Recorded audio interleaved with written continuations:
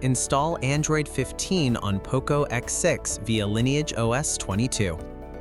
Please check the description for important notes and download links. First, download ROM and GApps packages, then transfer the downloaded files to the phone's storage. Step 2. Boot your device into TWRP recovery. Step 3.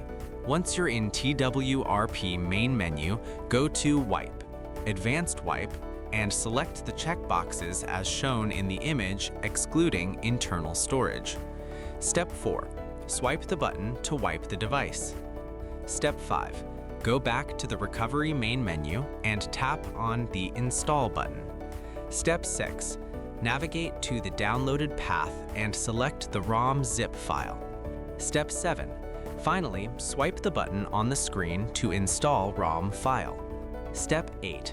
Once the ROM installation finishes, return to the main menu and install the GApps zip package in the same manner. Step 9.